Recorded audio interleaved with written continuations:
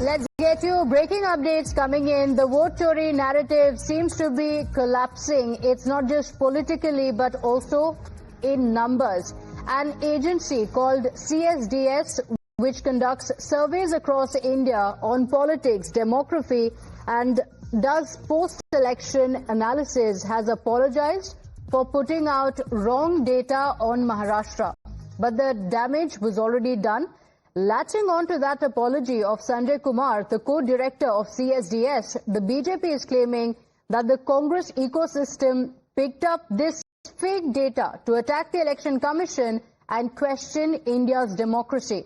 In fact, Sanjay Kumar of the CSDS had posted figures that compared 2024 Lok Sabha election numbers with the 2024 Assembly election data. So by his own admission, this data was wrong and his team had misread the rows. So he then went on to delete the post and also apologize. But the BJP says that this wasn't an error, that this was a deliberate attempt to create a narrative for the Congress party of vote theft in Maharashtra. The BJP IT cell chief, Amit Malviya, has gone for the jugular. In a stunning attack, he claims that the CSDS is funded by foreign agencies like the Ford Foundation and Hewlett Foundation and others, and their research is not neutral. That's a big charge that has been leveled by the BJP, saying it's not neutral but a narrative warfare that is being unleashed. Also going on to allege that Hindu voters are constantly divided by caste in the CSDS surveys. Big charge.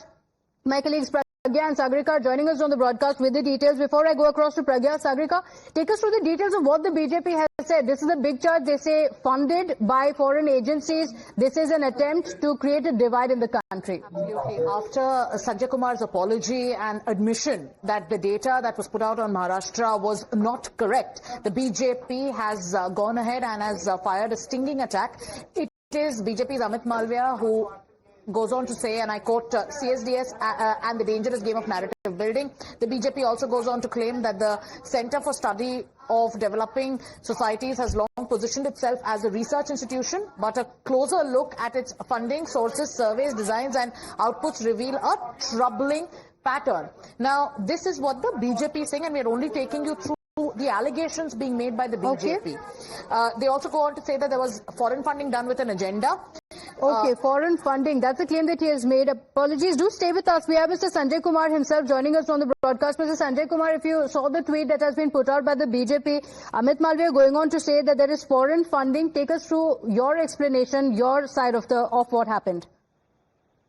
No, what happened is that we were just trying to compare the number of electors in each assembly segments of Maharashtra Lok Sabha seats in 2024 and comparing it with the number of electors in 2024 assembly elections in Maharashtra.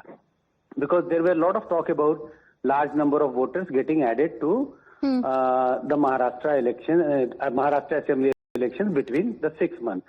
So what we were trying to do is to put the data of the same constituency for 2024 assembly Lok Sabha elections segment-wise and assembly elections.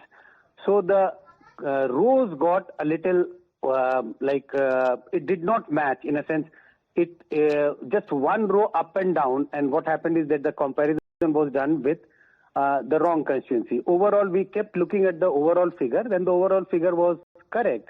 But Professor Kumar, this is Pranesh. I just want to ask you this, sir. You are explaining yourself. People can make mistakes, and you've been quite candid about your mistake. In fact, you've tendered an apology. But is this apology enough? The reason I'm asking you this is because based on what you found out, now you're saying this was erroneous. Many people in political parties, particularly in the Congress party, used your data to push a narrative. Was that part of the plan? Certainly not, because I have not been in touch with them. That they have pull out the data from the tweet. I also feel a little they should have checked. At least this is kind of like if somebody has put out the data and you are trying to use it for your own purposes. If they could have checked, the mistake would have been pointed out. It was pointed out to me by one of the journalists that, you look, this is a mistake, and I again rechecked, and then I figured out that the columns got shifted up and down, and it created such an havoc. So certainly I can say no, this is not part of... That I understand that they should have checked, Professor Kumar, but you've been in this business for quite some time. Yes. So as a responsible cephalogist, someone who studies data regularly, now that you got it wrong and you are apologizing, would you advise the others? I don't want to take names. I'm sure you're aware of the people from political parties who've, peddled, for lack of a better word, what you, the erroneous data that you put out. Should they also tender an apology? I'm not sure about that. This is a question you should be asking to them, but I thought this is my duty, because this is not any survey data which we have put out. It was just mismatching. If it was a data which was only with us, then, people can blame that, you are trying to create a narrative or something like that. This is a data which is already on the Election Commission website. It is just a mismatching mistake from our side. This is not a data which is just exclusive to us. This is a public data which is there. It is only a problem of mismatching, which anybody could have done. So this mistake is not a mistake could have been checked by anyone else. Now, Professor Kumar, it is not an exclusive data with us. It is a public data which is there on the election. That I understand, sir. It's not about the data. It is about how the data was read and how it was posted. Now, many people believe that this apology is actually under pressure, that you were called out, after which you've apologized. Had people not seen it, either you, CSDS, now many in the BJP are saying that this is part of the agenda. No, I can say that I did not get any call. Why? No pressure. It was a pressure of my credibility that I have put out a data which has been miscalculated. So that was the pressure I was feeling, that how did it happen? It happened from my data team. How did it happen? The pressure was that I should have actually checked and rechecked. You have to believe me that I kept asking my data team, is the data correct? And they said, yes, the data is correct, because they were looking at the overall figure of increase in the number of voters turnout, and they said number of voters increase is correct. So they just, so that's why the apology is... Okay, so apology you believe is heartfelt. Now, Professor Kumar, you are saying you felt the pressure of your conscience, which is why I'm asking you a question on principle. People from political parties who use this wrong data, fake data, should they also apologize? It's a straightforward question. They have to acknowledge that, the wrong data was put up by Sanjay Kumar, and if they wish, they should. That they have to be careful while using the data from a third party. They could have used the data from the Election Commission. Okay, now I'm reading a post by BJP's Amit Malviya. He says the CSDS has long positioned itself as a research institution, but a closer look at its funding sources, survey designs and output reveals a troubling pattern, and is listed 6 things. One is foreign funding with an agenda. Point number 2, caste as primary lens for Hindus alone. Point number 3, silence on Muslim fault lines. Point number 4, no scientific basis yet given legitimacy. Point number 5 and 6, foreign interest and domestic enablers. And the last is not errors, that this is an agenda. How do you respond to this? I would simply say, yes, for some of the projects we do get funding from the sources which are foreign sources. Means there is a German foundation. There are foundation which has funding from the foreign funders. So we do get the youth study, etc., etc. We do get funding, but this is not. I have to say that this is not based under any agenda. There's no agenda which we are carrying out. Professor Kumar, the reason I'm asking you that agenda question and again is because, one cursory look at your timeline on X, and you've been writing about it. So, this seems like a deliberate push. Now, I'm not attributing any motive, but now that you've got it wrong and you have had to apologize, Do you think the larger, narrative of voter fraud, vote chori, etc., has suffered a setback? I'm not sure whether that has suffered a setback or not, because that the parties have to understand. But look at I wrote an article in Dainik Bhaskar. I keep writing a column in Dainik Bhaskar every alternate Saturday, and in that this was about the initial, the names which are the initial list which has been put out by Election Commission in Bihar after SIR. So I did mention that I did some analysis based on the number of deletion in each district and the profile of each district, and in which I said initial cursory look does not suggest that there is any systematic bias in the deletion or not. So that was the data which was in front of me at that time, and at that time people blamed that, oh, maybe I am just trying to work on behalf of Election Commission, but that was the data that I looked at percentage of deletion in every district and whether the district has sizable Muslim population, Dalit population or Yadav population Professor or not. Kumar, let me ask you this. Now, I'm sure you've seen the reactions on social media already, particularly X, where people are saying that the data that you got wrong, the fake data has been used by Congress leaders. Some people are also naming Rahul Gandhi. Rahul Gandhi used this in his PowerPoint presentation. So, like you felt the pressure of your conscience, what would you tell the others?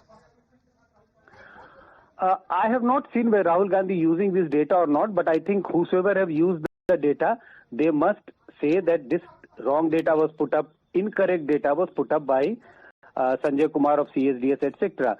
I think I have been telling my team that we have to be very, very cautious because this gives us a lesson that we have to double check the data when we are putting out in public domain.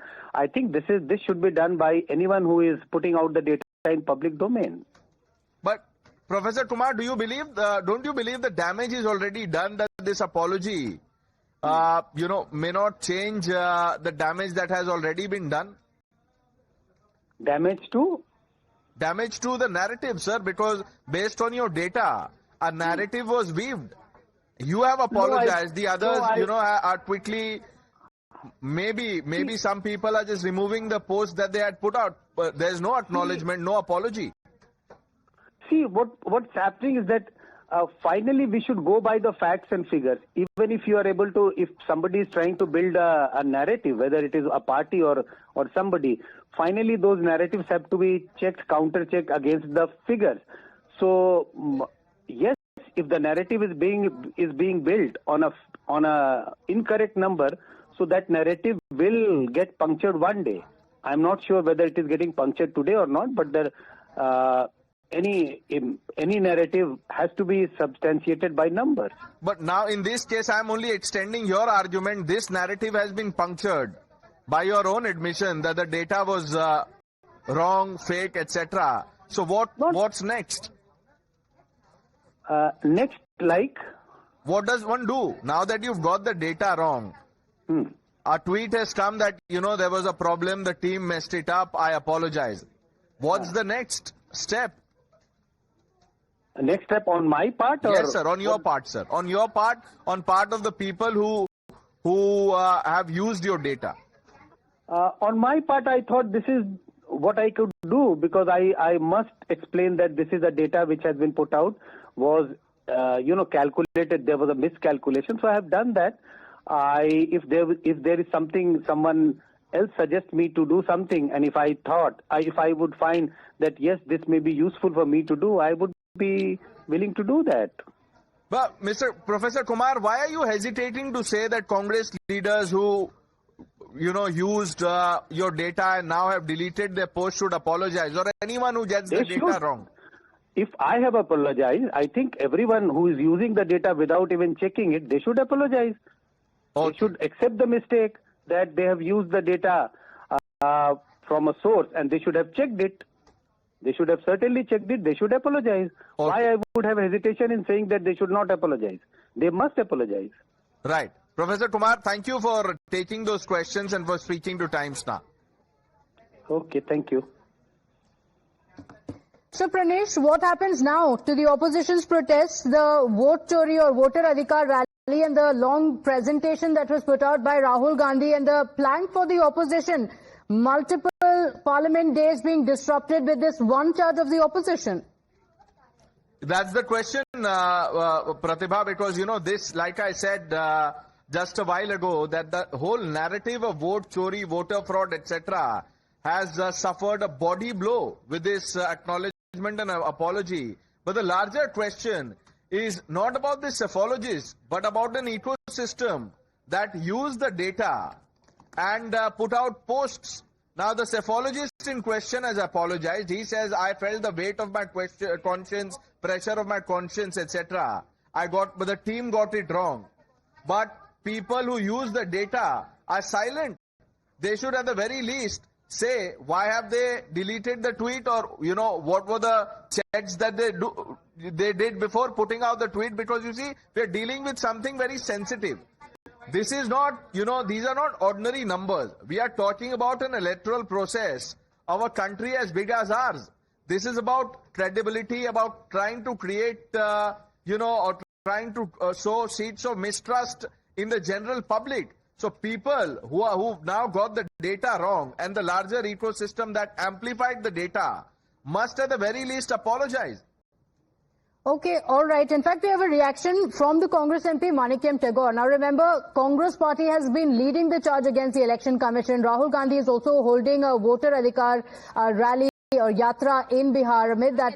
By saying that it was basically a human error which was being done, and now they are taking it back. So BJP is saying that it is basically the false claims which are being used by the Congress party to make these allegations. We all know that the vote Chori in every state has been different model. It is not fit for all size. The vote Chori of BJP with the help of Election Commission is different. The vote Chori of BJP in EVM is in Andhra and Odisha is different. The vote Chori in Karnataka is different. The vote Chori in Maharashtra is different. The vote Chori in Bihar is different. So we are speaking about a lot of issues. Some errors would have, some organizations would have done it, but we want a comprehensive discussion on that issue. We are asking for that in Parliament. The government is not ready to accept that demand from us. Thank you so much, sir. So that was